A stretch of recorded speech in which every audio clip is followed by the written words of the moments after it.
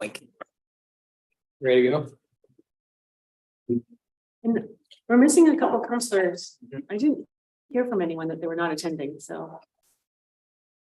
That's start, but, oh, darn. And Leonard and Rich. Great.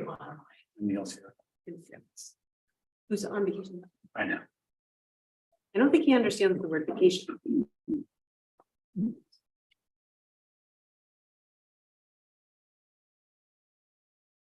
Ready to go?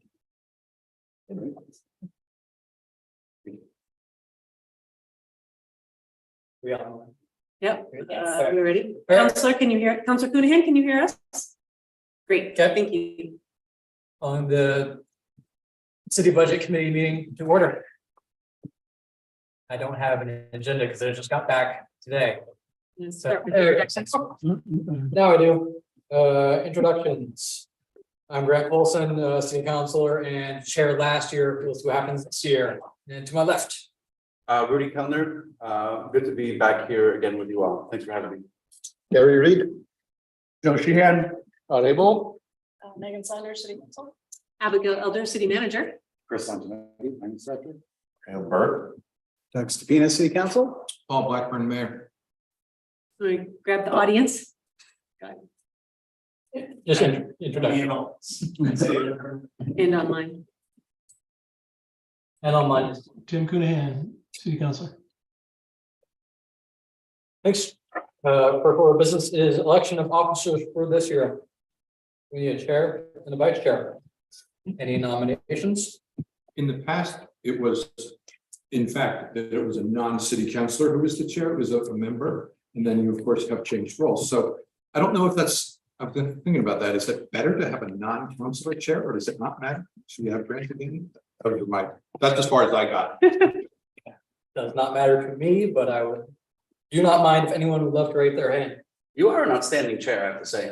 Oh, because that's a lot of really good chair qualities. Was that a nomination? I would like to nominate. Yeah. Did a good It's job. been moved and seconded to nominate me for chair. All those in favor? All right. Thank you. Done. Should have been like really warm. Thank you. Vice chair. Oh, thank you for this. Nobody. Is there anyone who would like to raise their hand to be vice chair? Who was it? I've been here long enough. Thank you, Gary. Yep. I'll second that nomination himself. Hoping I wouldn't get voted out after that. Jumping at the chance. First and second for Gary for vice chair. All those in favor? Opposed? Brad for vice chair. Thank you. Approval of the meeting minutes from May 4th and May 11th of 22. To be honest, I didn't read them, but I will move we approve the minutes. That's a first. We have a second. Oh, I second. Next. Moved and seconded, also for approval of the minutes from May 4th and 11th of 22. All those in favor? Opposed? Minutes approved. Presentation of the budget message.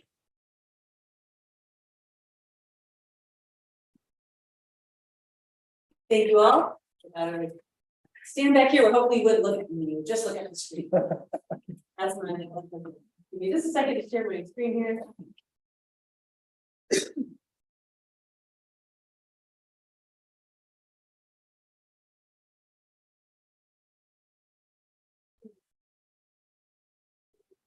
Great, thank you. Abigail Elder, your city manager. This is my second year doing the budget. I am delighted to have the second year. I like to say the first year is about finding the bathroom and learning people's names. The second year is like, oh, I'm starting to see these things. I have some thoughts. The third year is when you really start to make some changes in it. So beware. We're in like the last like home steady year where I'm like, oh, I'm still getting the hang of this, but it feels really great to be back this second year, knowing just a little bit more than I do about the city. First, I want to start off with thank yous. Thank you to the budget committee. It is a beautiful day outside, and yet you have chosen to be here working on the financial future of the city, and that is so critically important. Thank you all. I'm always a little bit bitter that we do this in May when we can be outside. I don't know why we don't do it in like November when it's pouring rain. But I am always happy to do the budget piece because a good budget really reflects the community values and our projects and priorities. So a good solid budget sets us up for a really good year. So thank you for this time. It's absolutely worth it. Our city staff has worked very hard this year. It's been a complicated year for us. I think last year we were just finishing wearing masks, we were meeting in person. Now we really have gotten back to a more normal piece, and then you'll hear from Chris, our finance director. City finances also are experiencing that normalness, right? We had the ARPA dollars for the last couple of years that has ended. We're back on that transition. But after a year, 15 months now working with city staff, I just want to say you have a great staff, you have a healthy budget. This is a city that takes its fiscal responsibility very seriously and are very serious stewards. I'm really thankful to all of our department heads who, as we prepared this budget, took a really thoughtful look about what they actually need, not just there's nothing flashy or sexy in the budget. Is really about the nuts and bolts of what it takes to provide city services, which makes my job much easier. There are not that many times where I have to say, no, you're being ridiculous. Thank you to city staff. The budget is, of course, the legal authority to deliver services to our community. This budget was the technical term, structurally balanced within state, meets state law. The pieces that go into this, and we talked about this last year, are the day-to-day operations, the fiscal policies, we'll talk about that, and then the council work plan. So last December, the outgoing and the incoming council got together, spent a day talking about the role of government and strategic planning, and at the end of that came out with votes for council work plan and projects for a 2-year project or 2-year plan. I'll talk about that in here. But the day-to-day work of the city are really in these 3 categories. Community infrastructure, we fill potholes, we provide you with clean water, we make sure that the sewer system works. We provide public safety, police, emergency medical services, fire, and then community standards, which is that's the planning, land use, building, all of those pieces that we interact with every day and might not even realize. And of course, that all is supported by a foundation of administration, of finance, of IT, other pieces that really make the city function. So most of what you see in the budget reflects these items, the day-to-day work we do.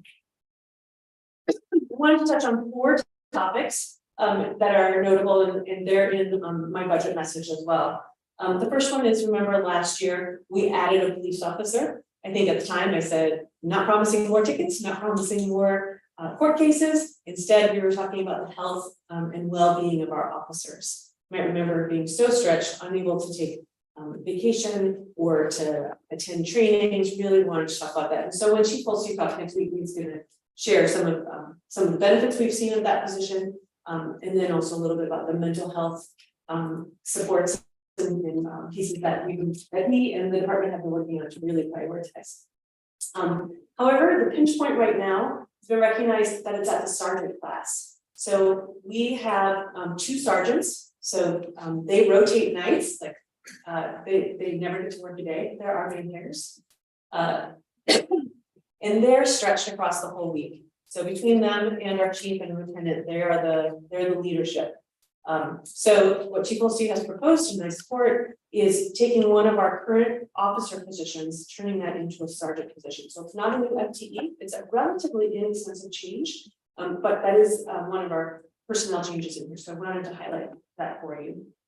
A second investment that we're proposing is that we provide some funding for someone to help us write and secure and identify grant opportunities. So we as a city have huge infrastructure investment needs, like many cities. However, I think this city struggles with the fact that I think some of that got ignored for a long time, or the funding wasn't identified. We really see that as being at a critical point. We found this year, as we went through the congressionally directed spending process, this is what we used to call earmarks at the federal level, that we as a city struggle to be eligible for some of those. We think we have good projects, they are shovel ready, many of them are shovel ready, but either because of the limitations of those grants or limitations as to eligibility, we did not find that we were positioned in a good spot.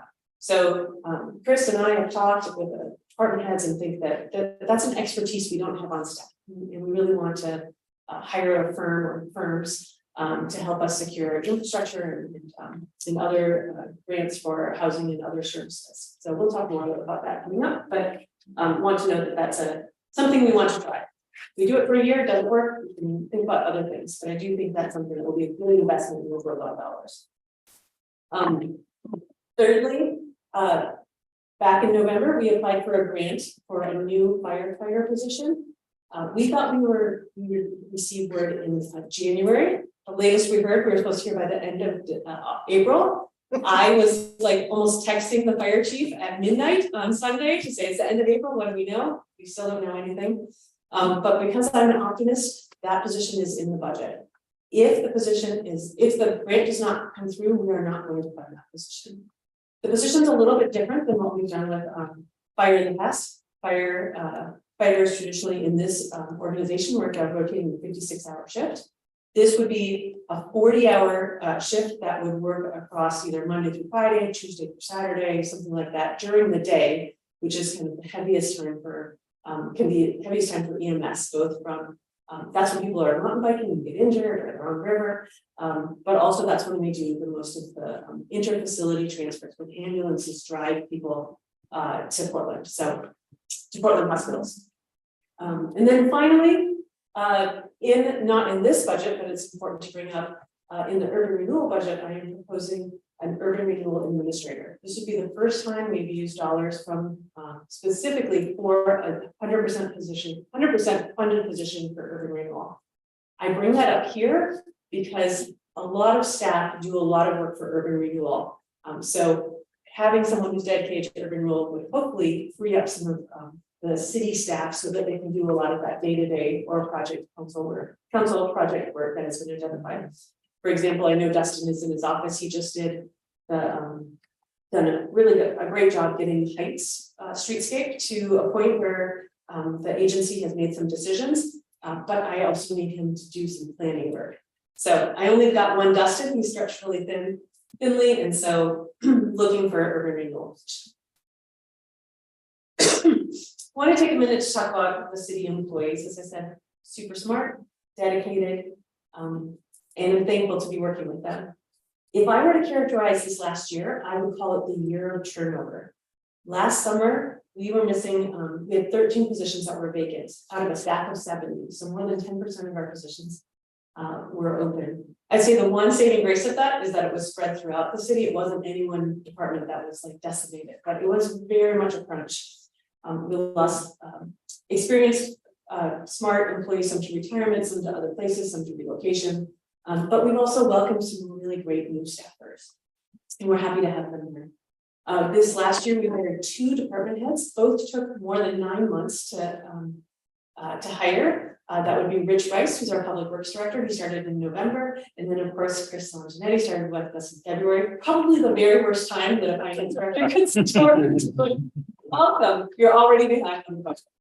So I'm so thankful that Rich and Chris have joined our leadership team. They're really great. But to recognize that, gosh, we had 9 months of vacancies with those really important positions that kind of puts us behind in our projects and our goals. We have a couple other positions that are open right now, very hard to recruit for. That is our building official, we call it a development administrator, development review engineer, and our city engineer. So 1, you know people, hook me up. And 2, to know that those are areas that we're struggling. These are pieces where currently we are outsourcing those. We contract with the county for building services, contracting with a company called Railing engineers for city engineer services. We very much want to bring those services back in process as soon as we can. Other employee notes, we are currently in negotiations with the Public Works Union and the Fire Union. Very confident that they're going well. I anticipate that we'll be in trouble. I anticipate we'll reach a good agreement, but to know like that's kind of one of those unknown factors in this budget that will not be completed, in the next couple of weeks. We'll continue to work through that. And then finally, I said this in my budget message, I just want to plant the seed that with 70 staff and the recruiting and retention challenges that we face, I believe that it's probably time for the city to have a dedicated human resources professional. It has become more and more complicated with state and federal laws about employee leaves, employee rights, hiring practices. We do, I think our staff do a great job. Leadership works hard to work with employees, but I think there's a lot more that we can be doing to review our benefits and compensation practices, ensure that we're legally compliant, develop our policies, advance equity, and just make sure that our workplace culture is the very best it can be. And then finally, I'm just going to wrap up with council goals. Just remember, these are the pieces that council has committed to: equitable and diverse housing inventory, equitable and inclusive community and informed community, efficient and safe transportation system, well-maintained and safe community, environmentally sustainable and resilient community, adequate parks and open space. So we keep this really centered, as we do our work, both from a day-to-day point of view, but also as we look at projects and resources in the budget. Right now, when we do any kind of council cover memo for any council item, we are tagging which of those priorities or which of these goals does that meet, and try to keep that at the center of the work. And so finally, just a review of here are the projects, and these are in your in the budget message as well. Here are the projects council has identified for the next 2 years. The scope and ambition of these is quite broad and quite aggressive, happily. So just know these are the flavor of the work that we are doing beyond the day-to-day work. So with that, I'm going to turn things over to Chris. I think that's the next piece to give us the overview. I'll be happy to answer any questions, but Chris really is our expert in the technical piece of stuff. And I just want to stop for a second and say how thankful I am that Chris has joined us. He brings so much knowledge and experience, and I've really appreciated working with him in the last couple of months. And I hope that you appreciate and enjoy working with him as well. Thank you. I'd like working with you too. Made it awkward during Scott goes back. Any questions? Otherwise, I'm going to sit back down. Thank you. Let me.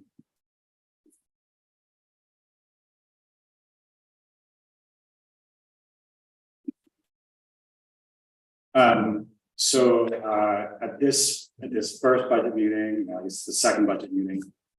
What I'd like to do is go through the financial forecast, the 3-year forecast. I'll walk through some of the overriding assumptions, particularly as it relates to revenues. Talk pretty broadly about the expense side, and then at the end, I'd like to dig in a little bit to administration because that's sort of an allocated expense that goes to the general fund and the general fund departments, and that'll be a good precursor for next week. We'll get into some more detail. So just starting out, the governor's 2023-2025 budget outlined the state of the state, and I wanted to just sort of take some notes from there. It highlighted the strong recovery from the pandemic over the last several years. The state's at an all-time high for employment, and unemployment is a near record low. So I think unemployment for March was about 4.4%. The civilian workforce is about 2.2 million. And so in general, there's been little permanent damage from the pandemic when it comes to business activity, employment, and then also income. Despite that, however, recessionary concerns do persist, and this is called out in the governor's budget. The Governor's Council of Economic Advisors is forecasting a mild recession in this year. They're calling for it to start sometime, at the beginning of the fiscal year in July, and that they deem that as the most likely outcome for the state economy. Job losses to total about 24,000, be a 1.2% decline. They're calling for unemployment to peak at 5.4% in early 2024. It could be high based on where employment is now, could be sort of 5.6 to 6%. Income and spending was slow, but they do not expect it to turn negative. And so given those factors, the expected recession is slightly more technical than fundamental. And so the factors that mitigate it is the anticipated slowing of inflation, the very, very tight labor market, and the fact that households in general are in a strong financial position. However, inflation is the single most significant issue. So inflationary pressures emerged at the beginning of 2021, remained persistent for the end for fiscal year sort of 21-22, CPI was over 7%. For 2022-23, CPI was sort of 6.25%. That has been the environment that we've been in for the last 2 years. It does appear the near-term rates have peaked in the middle of 2022, and despite the Fed's sort of increase in interest rates today, there is the overall impression that that inflation should decrease. The latest forecast is looking for it to break 4% by the end of 2023, and then sort of get back to what we now know is sort of normal inflation of 2 to 3%, sort of closer to 2024. It should be noted that those are still historically low, but sort of what we've experienced over the last many years. So not surprisingly, at the regional and local level, inflation is probably the single largest issue that we're facing at the moment. It does impact the city's largest cost, which is labor. And this is exacerbated as Abigail noted, because of the company collective bargaining agreements as it relates to cost of living increases. We'll also funnel through cost of living increases for general employment if inflation remains persistently high. Added to that is the low labor availability, which has other wage pressures. And so inflation and labor are something that we're keeping a very, very close. Inflation is also impacting construction costs. Obviously, this is both on housing costs and housing construction costs, as well as what we're seeing in our municipal projects, where budgets are significantly higher than originally planned as a result of the construction costs that the city is experiencing and the bids that they've been getting. On top of inflation related to the interest rates, but also because of other factors, is housing. And so high interest rates obviously impact affordability, but Hood River also has the additional issue of limited land supply, limited buildable lots. And so the housing scarcity threatens to drag on the economy, despite the fact that this is a desirable and appealing market. And we'll highlight some of the ways that the city is trying to address that in the coming years.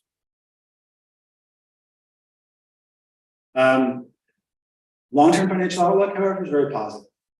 So back to the governor's report, healthcare, leisure, hospitality sectors are expected to remain strong. So for local employers, Providence Health, One Community Health, Best Western, Columbia Gorge, plus the hotel, and obviously all of the sort of tourist-related businesses are well positioned, even if there is a slight downturn.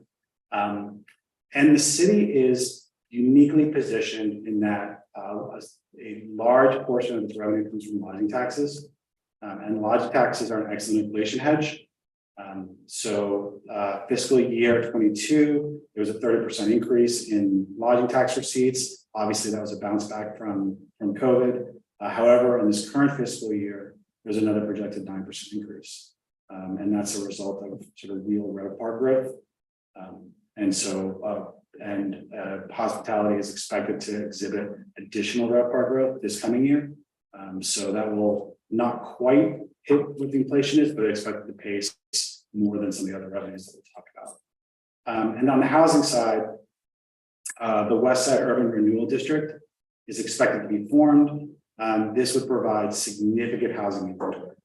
I think the renewal district is somewhere around 400 acres, 200 acres of buildable land, 40 acres dedicated to true affordable, capital A affordable housing, plus a lot of other potential residential inventory. So that would be a significant addition and hopefully address some of the housing issues. I'll stop here for a moment because I'm going to go from the 3-year forecast. Just sort of a general economic overview. I didn't know if there's any questions. course. Tara, here, you're forecasting 9% this next year. No, so I'll go through, so I'm trying to pin it to HFS market reports, market studies. Okay. And so I'm not on a regional run, this is more sort of national trends, but you'll see, I think this year is closer to 5%. Yeah, it is. Inflation, I guess, compared to the situation in Hood River, seems to be a little bit higher for certain things, food prices, home prices, et cetera. Is, you know, when it comes to collective bargaining and everything and, you know, attracting talent, is everything based on that figure in line with, you know, the decisions about what salary should be, or is there a buffer, being that inflation seems to be hitting this area a bit harder than the national average, et cetera? Yeah, I'm gonna put you on the spot for that, because you're in the middle of negotiations at the moment, so I think Sorry, I was writing and I missed the question. So the Yeah. idea was, we talked about inflation, we talked about inflation, local labor market. For the city, right, attracting talent, maintaining talent, but then also in these discussions, right, what's being asked? Right, sort of, are we significantly below market? What are the adjustments that are being anticipated? So as we look at comparables, generally, I would say the city is we're on track with our entry level staff. It tends to be when we're looking at the more professional and technical jobs that we tend to be out of range, or we're offering kind of at the top step when we're making offers right now, or near the top step.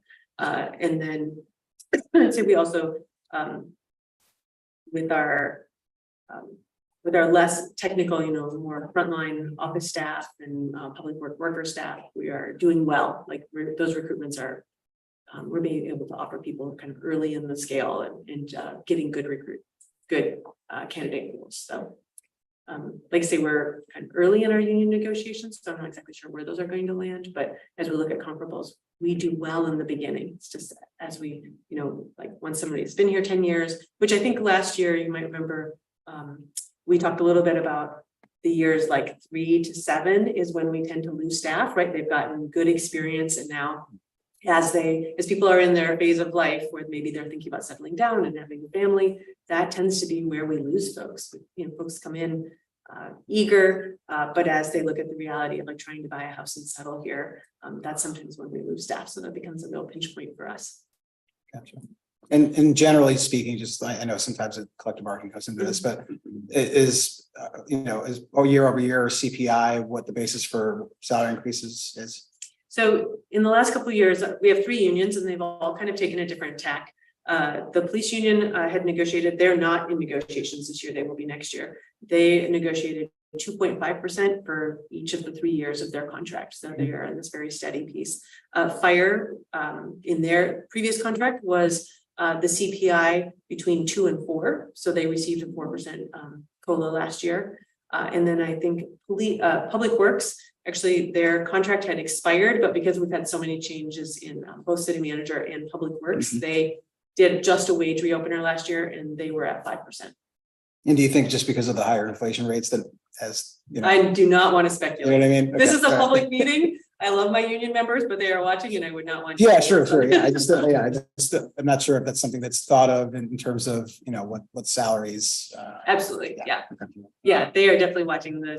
I mean, of course they are. Yeah, sure, of course. Yeah. Okay. Yeah. I will Thanks. say for non-union members in the city, last year was a 4% COLA increase. Okay. This year in a similar industry environment, we also for this budget, we like the 4% COLA increase. Okay. Thank you.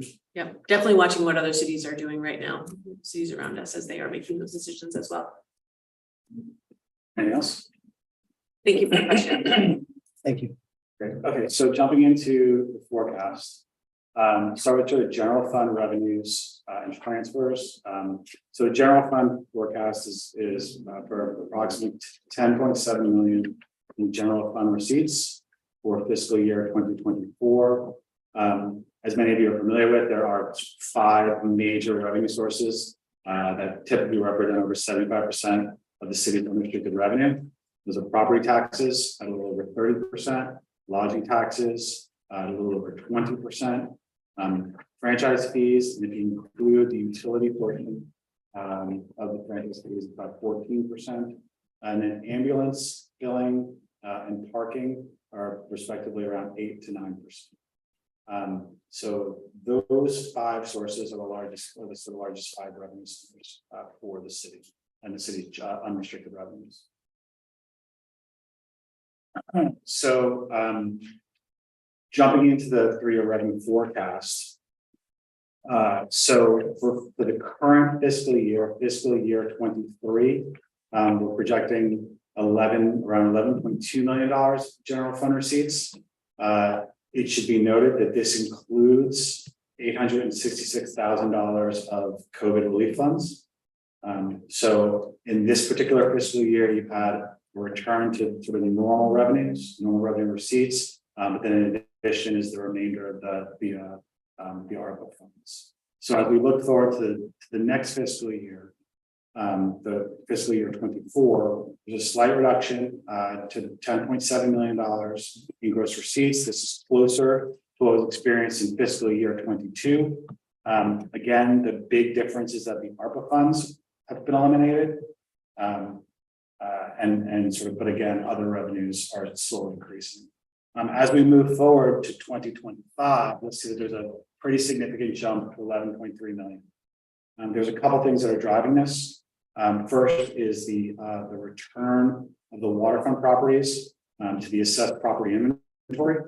So that property currently has about an $80 million assessment, and that adds about $250,000 worth of property tax revenue in the fiscal 25 year. The other large change that's assumed is a 25 cents per hour increase in the metered parking rates. So it's a 25% increase from the current dollar.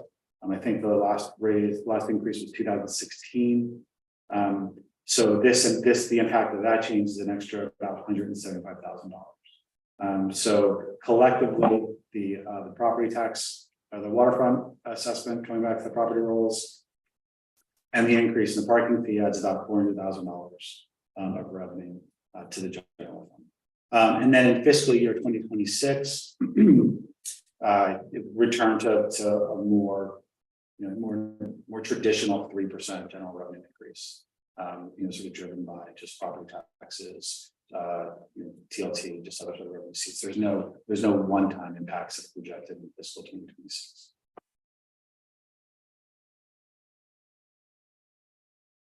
On the assumptions, so key assumptions in the revenue for property taxes is a 4% increase in assessed value. We will talk about that property taxes are limited in their increase, but the 4% takes into account certain properties that are reassessed as a result of construction, as well as properties that we brought in through annexation. So nothing is specifically forecast as far as acreage for annexation, but this has been a traditional increase in property taxes sort of at the budget level.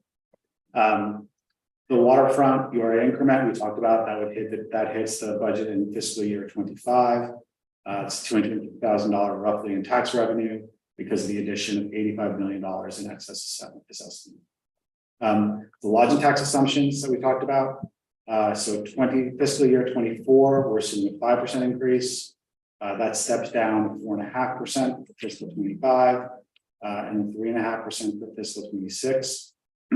Again, this is based off of just general market projections for RevPAR growth in hospitality.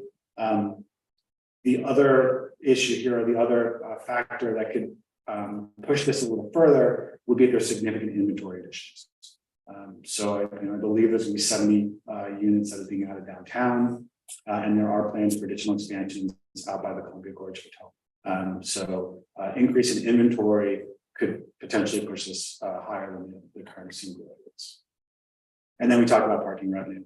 In this fiscal budget, the fiscal year 24 budget, we are looking for parking revenue to return to sort of more of the fiscal year 19 levels. That was the last previous high when parking revenues were closer to $650,000. they've been a little slow to recover. And so we're projecting that for this current fiscal year, they've returned to, close to the historical highs. And then we talked about the bump in fiscal year 25 with the 25% per hour increase in meters. Chris, Yeah. you're not projecting a new URA in the 3-year view that may take money out of the general fund? No, we haven't. So the full 400 acres is not currently on the tax rolls, Okay, right? And so it would freeze certain tax revenues. The impact over the next 2 years is fairly minimal. it's so early in the project. It's still in the project, Okay. there's not a significant amount of excess assessment that's been generated. And so the impact would be more so in years sort of 5, 6. Yeah. Right, as opposed to the next. That was the unrestricted general fund revenue. Unrestricted revenues, these are revenues that are the primary source of funds for roads, water, sewer, and the stormwater funds. These have traditionally shown an average growth rate of about 5%. And the reason for that is that these are set by both usage and fees. Right? So annual rates as well as usage. So resolution 2021-04 adopted a water, sewer, and stormwater rate study. And it was a 5-year FCS rate study that went through fiscal 26. It called for 3% sewer annual rate increases, 3% water annual rate increases, and then 14% stormwater annual rate increases through fiscal year 25, when they revert to a 3% increase. So those are the rate assumptions that are assumed in the budget. And then with regards to roads, those are the local gas, and state gas tax. And those are based on state and motor fuel tax growth rate projections. It should be noted that these are projected to flatten as we move through the 3-year forecast. And so this is something that could be a challenge for the road fund in the near term. So on the 3-year forecast, again, focusing on the general fund, it is generally a balanced general fund forecast with revenues projected to outpace expenses over the next 3 years. I should note that on the forecast, it's about a 3.5% average annual expense growth. And the result is a modest operating surplus over the next growing operating surplus over the next 3 years.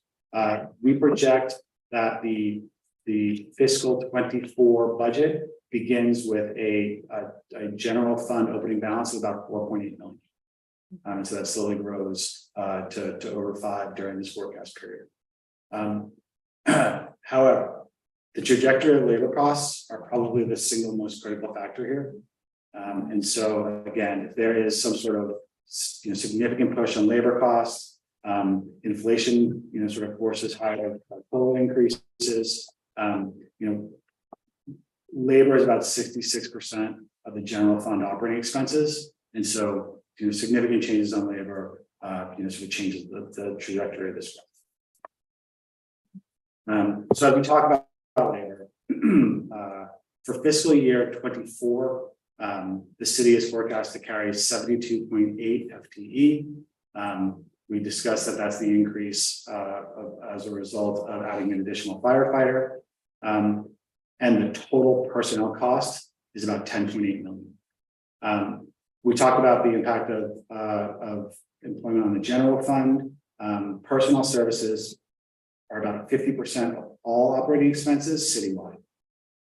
So although they're a significant portion of the general fund, they remain a significant portion of the overall city. And then we talked about the union negotiations coming up and their potential impact on labor costs, as well as inflation, and then just additional wage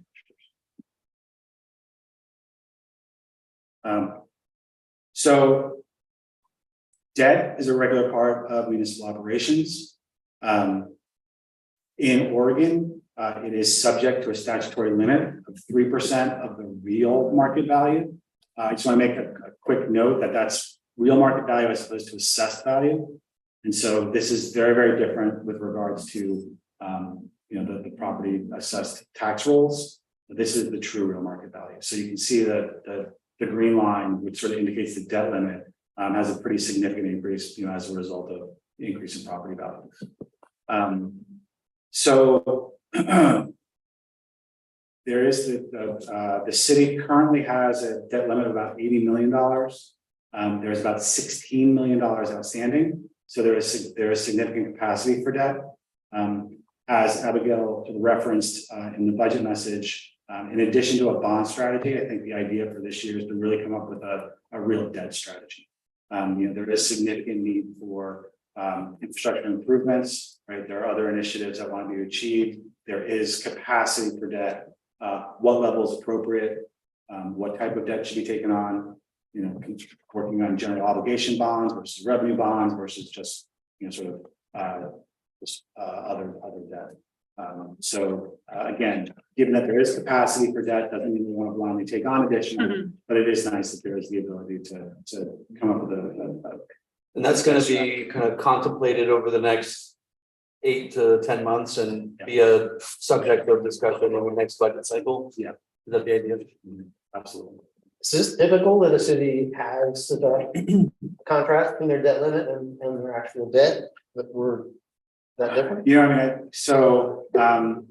I think the last bond, correct me if I'm wrong, I think the last bond that the city took out was 2016.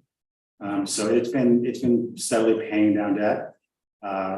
And so there hasn't been additional financing behind it, right? Most of it has either been sort of smaller chunks of debt, or it's been financed through available balances. Right? I can't speak to the historical financing. Yeah. But the graph just sort of shows that, it peaked around 2016 and has been, and has been being paid down ever since. Right, and in 2016, it was much closer to the debt limit, Yes, and now we're drastically different yeah, because if I get this straight, our assessed value, our true market value is way different than our assessed value, which is probably everywhere across Oregon, right? correct. So, is there a general trend in other cities that like that's the way this is typically looks, or like if I go to Bend and you look at it, are they leveraged all the way up? Yeah, I don't, so, I would guess in Bend, right, their real market value trajectory is similar, right? But I can't speak to their, their financing. Okay. We can do a little research, see if we can answer that.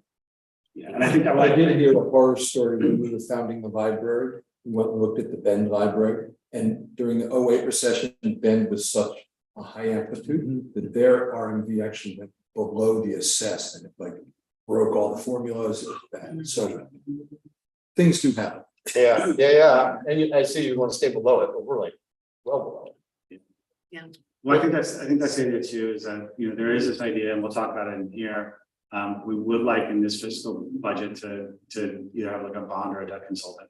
And part of that is sort of on the front end, understanding, all right, how do we comp, what's appropriate levels of debt? Do we want to be a certain percentage of the real market value, or do we want to sort of have a per capita debt limit, right? It's just sort of what's the driving comp? I can't honestly tell you that. Okay. I know that what it is. And, I should also mention, however, this does not apply to revenue bonds, because by their very nature, revenue bonds are generally driven by a debt service coverage ratio, right? And so that's a little bit different, right? Those are underwritten based on the revenue, as opposed to just sort of outstanding debt. Okay. And the last part obviously is just the ability to repay. Well, what's the average interest rate on the outstanding debt rate? Oh, that's a good question. I don't know. Probably, Just wondering this environment. yeah. Good question. Yeah, so a lot of the bond financing is fixed rate. Here are all of our outstanding ones, so yeah, 3.25, yeah, they're all pretty low at this point. Yeah, because I said most of them are fixed rate. And so the rest of Everyone them else are has the last page of the budget. pretty low environment. I remember from last year. Yeah, in the past, it's been city practice to actually, in our policies, to maintain a high bond rate and minimize interest expenses, not waste money. Mhm. Yeah, It's literally in the policies that we all have. That's why we're not over leveraged or moving aggressively in that leverage. Yeah, I will add in the fiscal, in this current budget. So there is a fleet, excuse me, a vehicle fleet replacement fund. That has a fairly significant capital balance. Now there's a reason it does, right? So replace vehicles over time and it gets, but you know, in the short term, it is available for interfund loans. And so, you know, just with regards to how we're looking at things, it's, you know, interfund loans first, right? Because of the, you know, just the ability to use capital as opposed to borrowed funds, and then sort of borrowed funds second. You know, as we'll discuss, not the next meeting, but on the 17th, you know, Public Works is a pretty significant pipeline of projects, right? And so, you know, it's 50+ million over the next 5 years or so, and at some point, you do exhaust the ability to sort of self-finance that. So, Well, I think the good news is you have debt capacity, and this allows us to look at longer term capital project roadmap, and you get to decide how it's funded, right? I mean, that's part of your role is to recommend how to pay for that. And I think, you know, to me, that's a vehicle. The answer, the question is like, what are we actually doing? You know, that would require some sort of financing, be it internal or borrowed funds. Yeah. I think that's the thing we're I'm curious about. It's exactly how, you know, what are the available projects, what are the opportunities, how does it help the city grow? And then we get to prioritize and you get to determine how to pay for it. right. So simple. And the other factor there too, this is, you know, we'll talk about this in the budget as well, but looking at doing an SDC study, right, to see if those rates are set appropriately. Yeah. And And then lastly, you know, there's probably time it's getting time to refresh the overall utilities rate report to see if those rates are sort of being remain appropriate. Yeah. And so, and then those are both sort of driven at financing. And a part of that is staff capacity in public works. Yeah. We certainly outsource and have some vendors do some stuff for us, but on the other hand, we want to have just the right amount of work for our standing army of staff so that they're not idle or overwhelmed, and that's what we do. If there's any other questions, because next I want to move on to administration. I want to move on to a department. Yeah, regarding the margin that we have long-term and 3-year forecast between revenues and ops. How sensitive is that margin to various constraints we have? For example, if TRT doesn't grow as fast as we think it might, Yeah. or we have to pay more for staff, or something happens and we have to fix whatever it is. Yeah. How sensitive is that margin Well, to the constraints we have? I mean, so for purposes of this discussion, I haven't done any stress testing on it. All right. But I mean, but I will tell you, you know, TLT is 20% of revenue, right? And wages are 66% of expenses. So, you know, as it relates to the larger, you know, to the larger items, they're going to be fairly sensitive. You know, and I think that the remainder of it is not quite as sensitive. You know. Sure. All right, so I want to move to the administration department. The reason I want to discuss this is as we sort of go into the department discussions next meeting with general fund. You know, the administration department is not part of the general fund. However, it is an allocated expense to all the departments we'll talk about next week, and then quite frankly, all of the funds. And so I just want to focus a little bit of time here as sort of a precursor to that. So when we talk about administration and in the books, this is on pages 111 to 114, if you look at it. So when we talk about administration, right, typically these are considered overhead in sort of a business context. You know, it is about 10% of all city positions, and the costs in this department are totaled and expense allocated to the individual departments based on sort of, you know, their expenditures, right? So and it's revisited sort of yearly to make sure that allocations are being allocated fairly. If there needs to be changes, But in general, that's how it's treated. For this fiscal year 24, we are projecting a 9% increase in budgeted expenditures in the administration department. There are a couple of one-time costs that I'll outline that we've talked about, but I'll sort of show you where they are in the budget. And then in this fiscal year, we've also reallocated some non-departmental expenses to administration. Just seemed to be more appropriate to be in administration as opposed to sort of non-departmental. Non-departmental did not get allocated. So in total, the administrative charges to the funds is 1.44 million. That's about 3.9% of the total citywide personnel, maintenance and supply and capital expense. When we talk about the administration, we're talking about finance, payroll, accounting, right? City administration, the HR functions, IT, community engagement, customer service, and legal, right? So that's all in the administrative role. This shows the percentage allocations. I think the one you can't see on the screen is fire. So the fire allocation is about 20%. The rest of it you can see on the screen there. Police is 14%, sewer 15%. These are allocated. So is that by salary or by FTE head count? So this is by overall expenses. Oh, So- I mean, I guess the allocation method, is it, you said the size, is it? Again, so that's by their expense. Oh, by their expense. Yeah, Okay, the gotcha. relative expense compared to sort of all the other departments. Thank you. So I will admit, I will note, in total, administration has about $1.7 million in total operating expense. 1.44 of it's allocated to the individual funds and departments. There is an additional 179,000 that is expensed to the URAs as a result of services that the admin department is providing to their urban living areas. So in the admin department, 60% of all expense is payroll. Again, that's 7 FTE. For this fiscal year, payroll expense is projected to be flat from the prior fiscal year. And then in material and services, here are some of the more significant changes. IT services, we're budgeting at $110,000. I think for last fiscal year, this was budgeted closer to $68,000. It's 18% of the total materials and services budget. However, you'll see in the historicals that this is closer to what has been the historical spend. And so what I've tried to do in this budget is right side of expenses that have just sort of historically demonstrated they've been higher.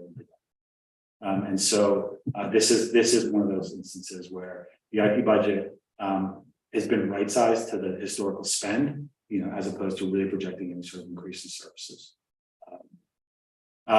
Where there is changes, and these are some of the one-time changes in professional services. The budget calls for $100,000 in professional services, 16% of the total materials and services budget. This is the bond and debt advisory that we talked about. So we budgeted $45,000 for that. Again, so this is sort of understanding the debt strategy, a bond election strategy. We may not spend all of this until such time as we decide to launch a bond, but a certain portion of this would be for upfront diligence work. 35,000 is allocated towards grant writing services. As Abigail mentioned in her presentation,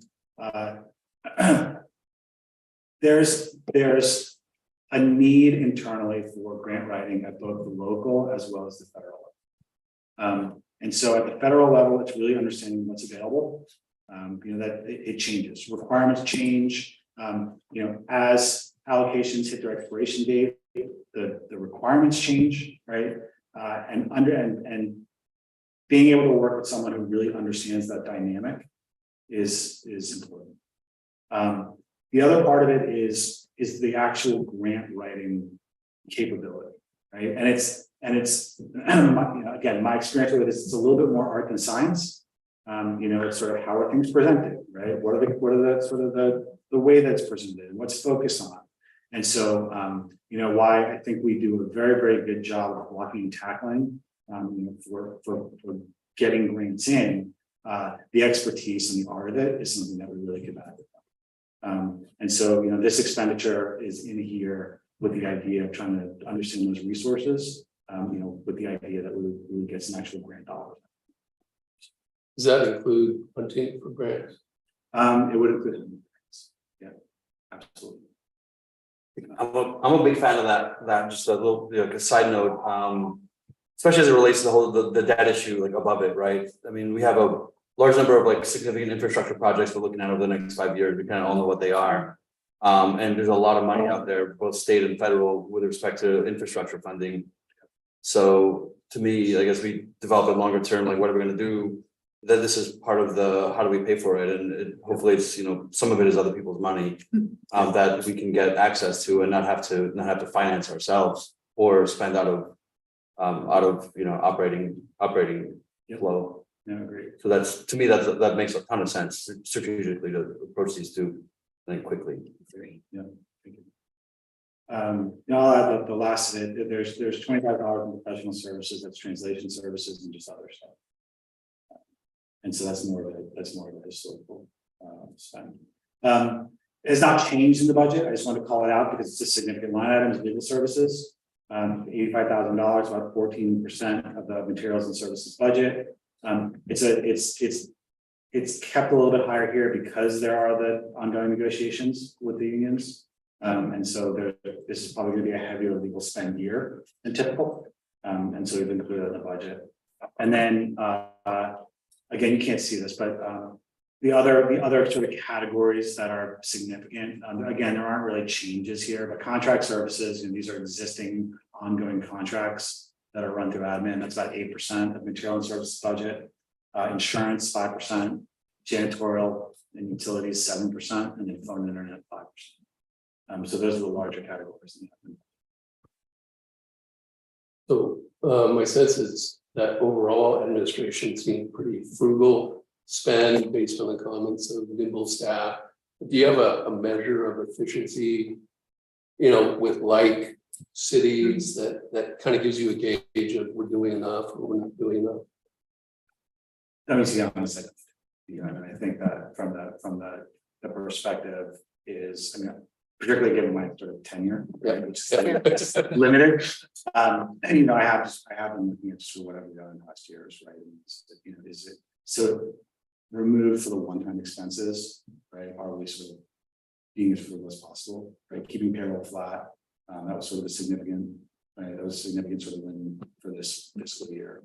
And then just sort of making sure that our expenses were, within line of inflation. I would note that I think we're generally on par, but it's hard to do apples to apples because of, for example, our legal services are outsourced. City of the Dallas has an in-house attorney, so it's hard to really tell unless you dig into someone's budget to see what they, we outsource our janitorial. Some places have, they have an internal facilities person. I think about things like IT, having been subject to cyber, whether you're spending enough in IT. Yeah, great question. Yeah, I think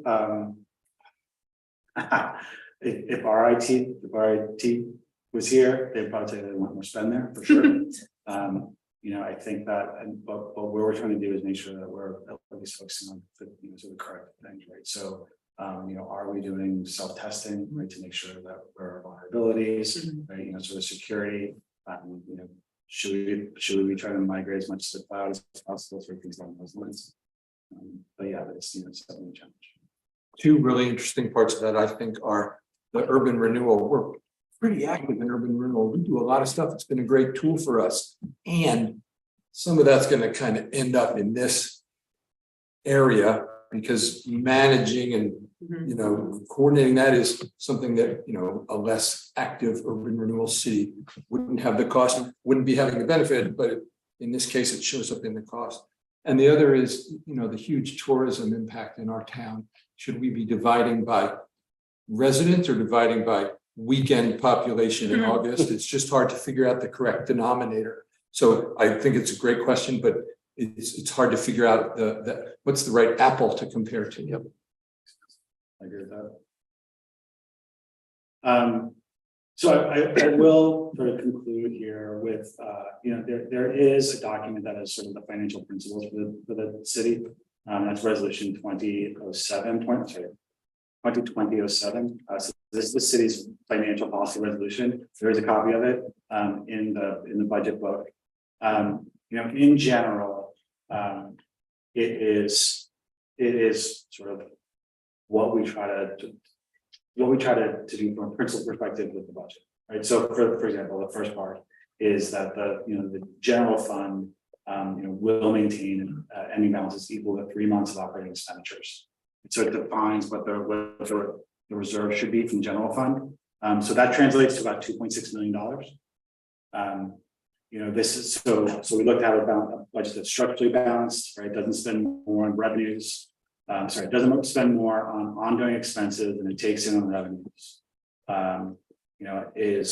Uses one-time revenues for one-time uses, right? And then establishes reserves. I will note that in reviewing the resolution, there is a discussion of a lodging tax operating reserve.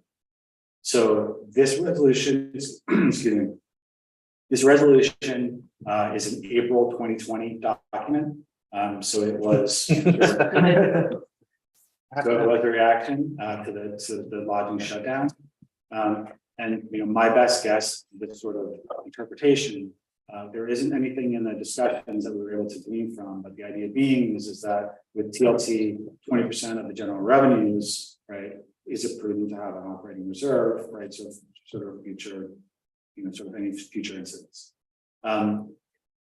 A 1 year TLT operating reserve is $2 million. And the idea was to have a 1 year operating reserve by the end of fiscal year 25. Technically, the city is meeting this. We're projecting a $4.8 million ending fund balance for this coming fiscal year. So that would be the $2.6 million sort of general fund reserve, right? Plus a 1 year TLT reserve. But the idea is that really, is that a little cautious, right? Should this be revisited?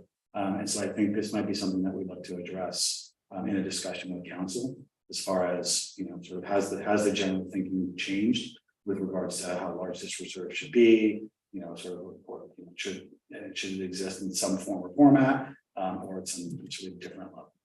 So. How soon can we expect that? Sorry. You go. No. I was just wondering, how soon could we expect that conversation to materialize?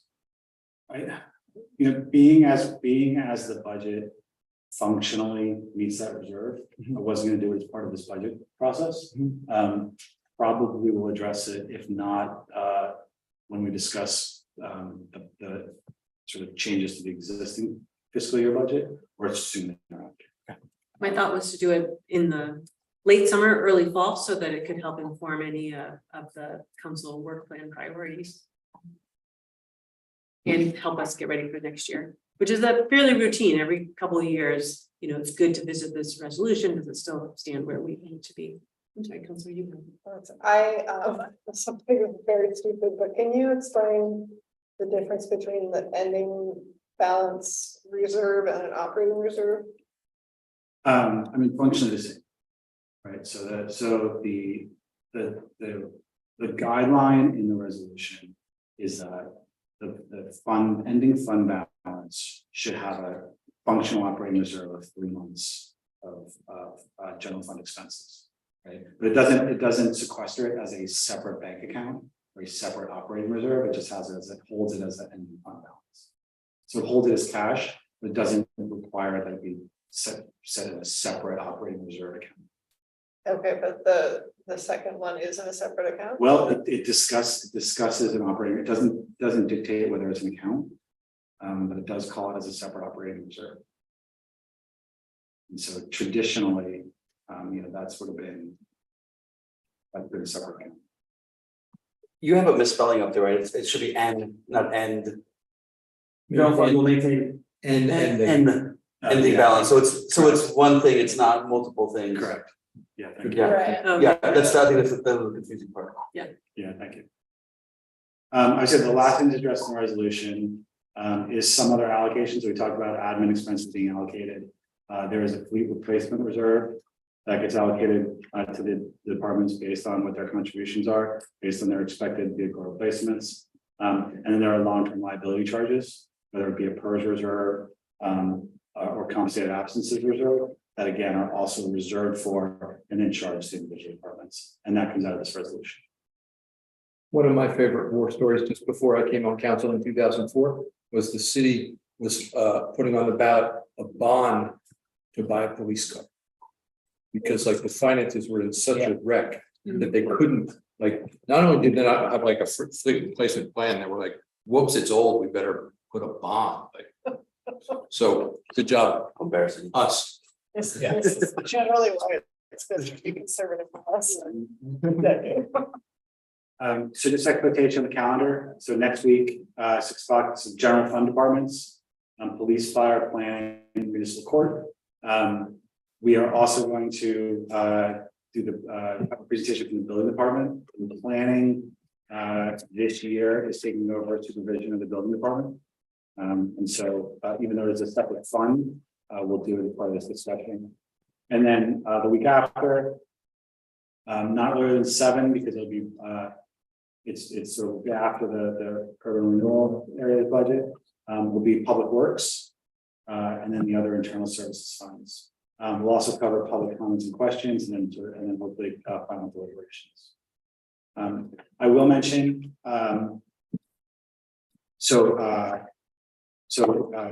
Councilor Saunders had submitted some questions ahead of time. Gold star. This wasn't really much public instruction. Any questions we get, we refer back out to the whole. We would love to get your questions ahead of time so that we can then, like this, distribute them. So I say gold star. Good work. Somebody read our budget. 4 pages of gold There's also stars. a misspelling under item 16 in our policies. It says police instead of policy. On the actual Is that the resolution. resolution? Well, yeah. No, look at the title of It's the title of the resolution. On the very, very front page. the top of it. Yeah. This is my favorite typo in the whole book. This is the document. Yeah. Oh. Distribute these out. It's good. God. So, Yeah, I do. This is sufficient, Megan, I might not have asked. yeah, so I would encourage, again, please feel free to send along any questions that you have as you go through it. No. We'll circulate the answers to But I the didn't budget know- I committee. didn't know if this- And then also, there are going to be some changes, error corrections and whatnot in the document. In one case, it was pointed out to me that there is an omission of the stormwater SDCs, and so I got to circulate that to everybody. But I will try to document any changes and get those to you before the meetings as well. So to really any sort of changes that they occur, or items for additional items for discussion. Can I ask the past councils that were here in April of 20? If there was any background we should know about why or what that was? And there's all of Tim and you, I think. Yeah, I can't remember it. We were all pretty busy at the time. I'm And sure we- it's marked. Chris and I went back and watched that meeting. I mean, that's the awesome thing. Silver lining pandemic is all of those are on Zoom, so we were able to go back and watch and we review the minutes from that time. And it's not really discussed, so it's hard to. I think Councilor Saunders gave me the best explanation of like, this is kind of, perhaps this was how we determined the formula of the operating reserve. Oh, yeah, it's really unrelated to ERT, except that was a metric of something that would grow Okay. every year. But it was just that there would be an operating reserve. And yeah, given the timeline, I have to imagine it was based on like, oh shit, 25% of our income is just taking a hit. Yeah. But yeah, I don't remember We don't know. specifically.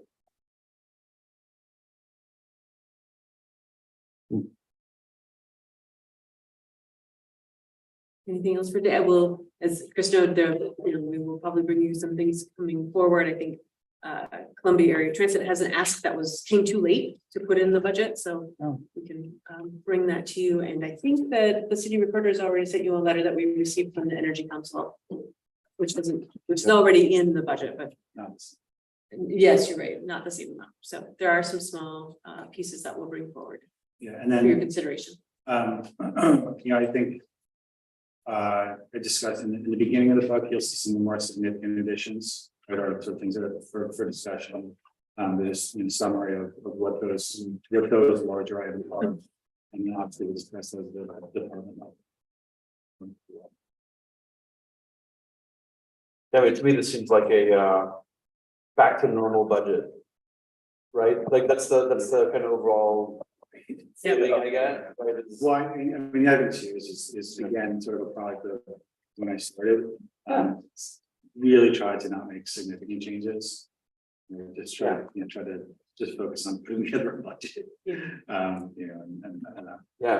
I think from my opinion, it's like this assures, continuity of operations, Exactly. in a reasonably, risk balanced manner. And then to like the big question I have is, all of the major capex that needs to get spent over the next couple of years on infrastructure. Mhm. Yeah, That we need to put together like a real longer term plan that's like funded with like multiple sources and hopefully some free money and create a longer term infrastructure strategy, because that's what's gonna bite us.